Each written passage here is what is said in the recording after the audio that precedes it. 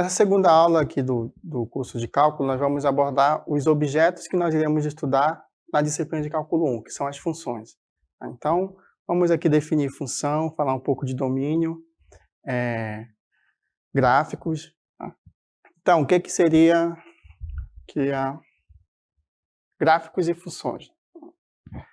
Então, o objetivo da função vai ser sempre comparar dois conjuntos. Você tem dois conjuntos e você quer comparar. Só que você não compara esse conjunto de qualquer forma. Né? Tem que existir uma lei que associa esses objetos. Né? Então, pensa aqui no conjunto A, né? E no conjunto B. No cotidiano, a gente pode pensar esse conjunto A como sendo estivas em geral, por exemplo, açúcar, arroz.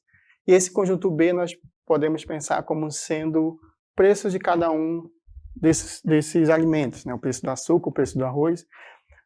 No cotidiano, a gente usa esse conceito de função. Né? Se você tem um arroz, você quer saber o preço dele, por exemplo, no supermercado, ou o açúcar, você quer saber o preço. Né? Então, essa associação que você faz do açúcar com o preço dele, aí está por trás do conceito de função.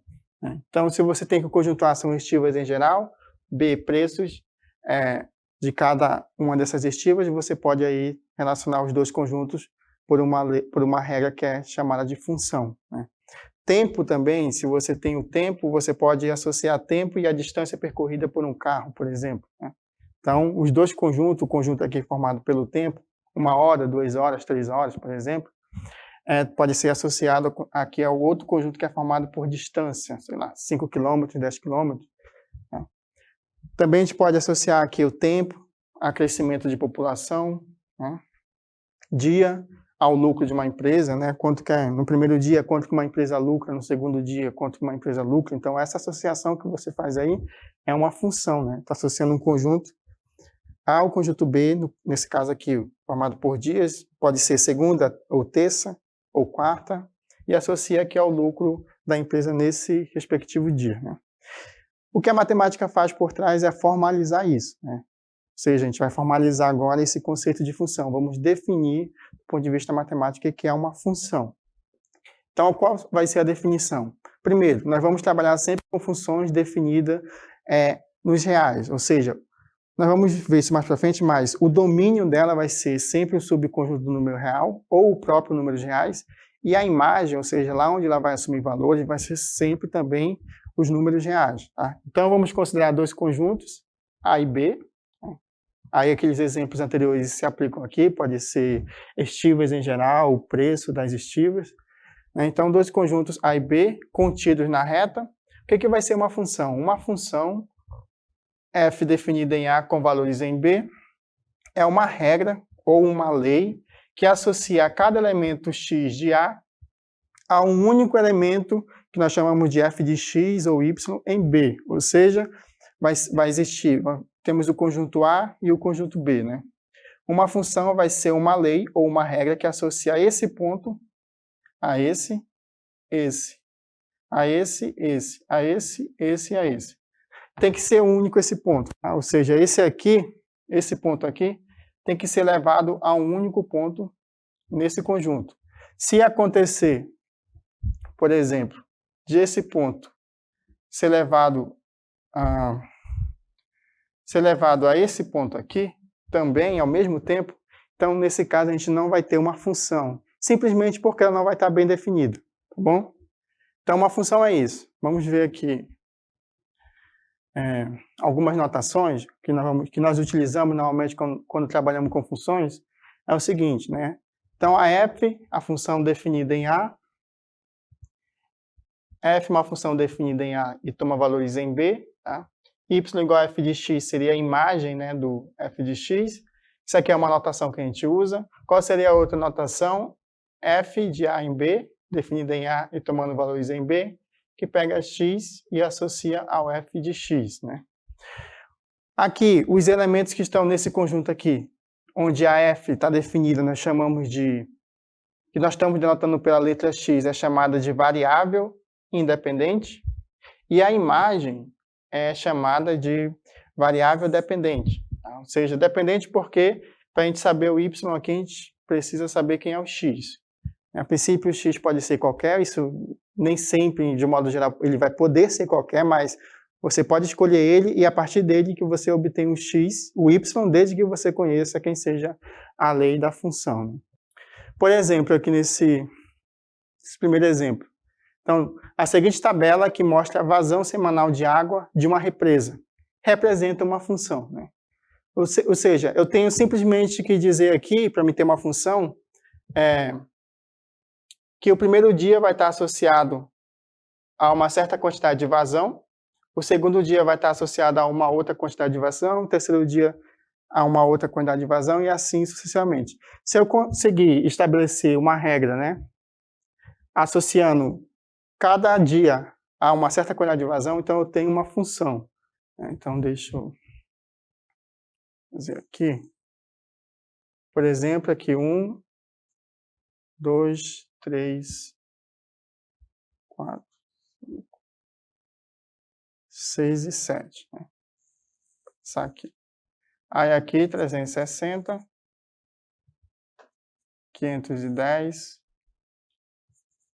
870, 950, 497, 510. Então, o que ele está dizendo aqui? Que no primeiro dia tem uma vazão de 360 metros cúbicos por segundo, no segundo dia uma vazão de 510 metros cúbicos por segundo, no terceiro dia 870 metros cúbicos por segundo, no quarto dia também 870 metros cúbicos por segundo, no quinto dia 950 metros cúbicos por segundo, no sexto dia 497, né, metros cúbicos por segundo e no sétimo dia 510 metros cúbicos por segundo. Nesse caso aqui, nesse conjunto específico, né, esse aqui seria o nosso A, esse aqui seria o nosso B. Né. Nesses dois conjuntos específicos, eu consegui associar, né, cada elemento daqui a um único elemento aqui. Né. Como eu consegui fazer isso, então eu posso dizer que eu tenho uma função que associa o conjunto A ao conjunto B. Tá? Tem uma regra. Às vezes, a gente vai poder exibir uma regra, tá? Uma fórmula, como nós vamos ver, uma fórmula. Mas, às vezes, a gente não consegue exibir essa fórmula. Mas a gente sabe que tem uma associação, uma regra que está associando ali. Tá? Vamos ver esse aqui um pouco mais elaborado. Né? No exemplo 2. Temos 100 metros de arame para fazer um curral de formato retangular. Podemos escrever a área do curral em função de um dos lados, ou seja, eu tenho aqui comprimento e aqui a altura, e o que eu vou fazer é definir uma função que vai descrever a área, né, desse curral, tá, em função de um dos lados. Qual vai ser a ideia aqui?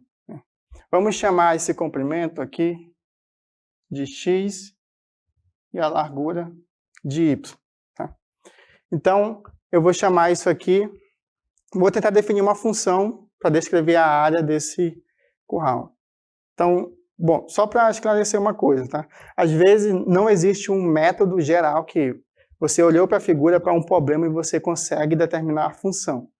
Isso vai depender de cada problema, tá? Então, nesse caso aqui, como é que eu vou fazer para montar a função? Eu quero a função área. Tá? Então, primeiro, como é que eu calculo a área desse retângulo? Né? Vou chamar aqui A igual à área do retângulo.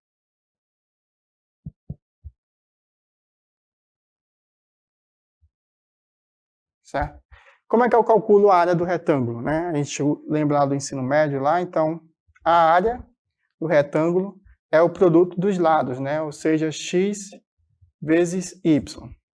O que eu vou fazer aqui? Eu vou tentar colocar a área em função de x. Tá? Então, a área do retângulo é dada como sendo o produto de x por y. Qual é a outra informação que eu posso obter daí também? É o perímetro, né? Então, vou chamar aqui de P igual a perímetro.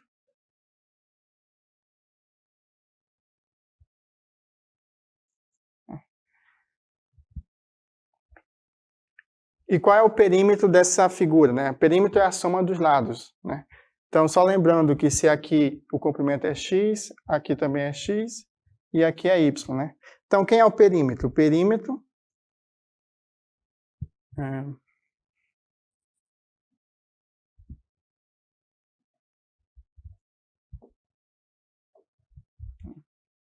Então, quem é o perímetro? O perímetro é a soma dos lados, né? Então, é simplesmente 2x mais 2y, ou seja, 2 vezes x mais y. Então, esse aí é o perímetro. Bom, mas no problema diz o seguinte. O problema diz que temos que 100 metros de arame para fazer um curral de formato retangular. Ou seja, aquele perímetro ali, P, que eu chamei de P, aliás, é 1000, né? Temos 1000 metros para fazer um curral de formato retangular. Então, aquele P é igual a 1000. Né? Então, P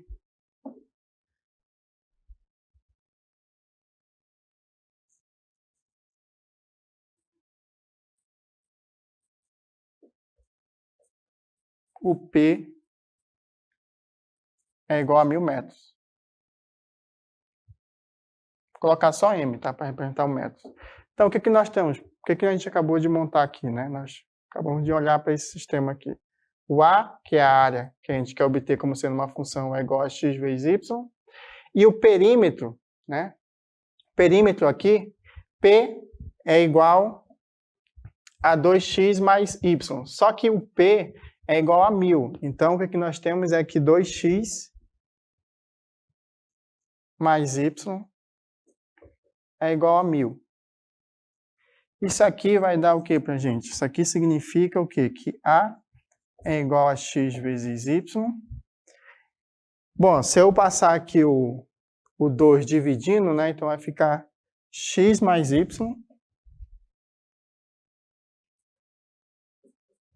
igual a 500. Então eu obtive esse sisteminha aí, né? Mas eu quero obter a área em função de x. Né? Eu queria obter a área em função de x. Eu poderia conseguir a área em função de y, mas eu vou colocar ela em função de x. Bom, chamar aqui de 1 e aqui de 2. Temos o seguinte. Por 2, né?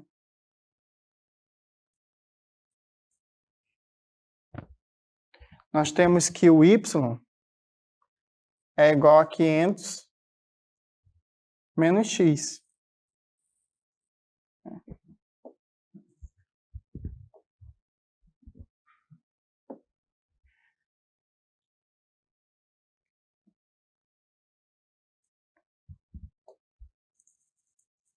Então, o y ele é 500 menos x.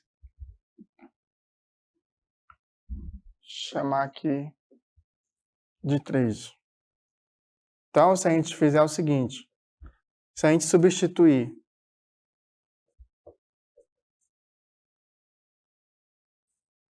o 3, a equação 3 aqui, na equação 1,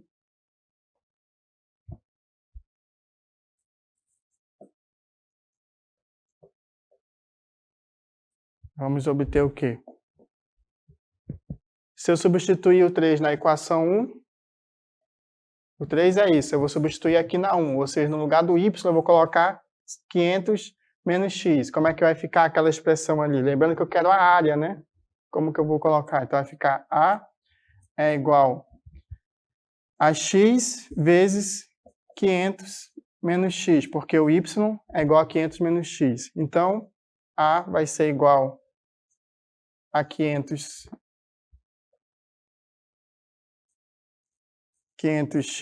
menos x ao quadrado, né?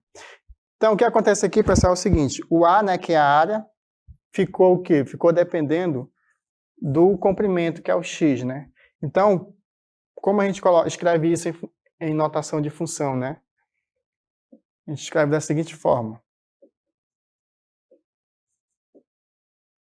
Colocar assim, A de x, eu estou usando o símbolo A, só para indicar que é a área, tá? Mas às vezes eu posso usar F. Então, A de x é igual a 500x menos x². Então, pessoal, essa função aí, a de x, ela que eu queria mostrar no exemplo, ela descreve exatamente a área, tá? Agora nós vamos ver o próximo exemplo.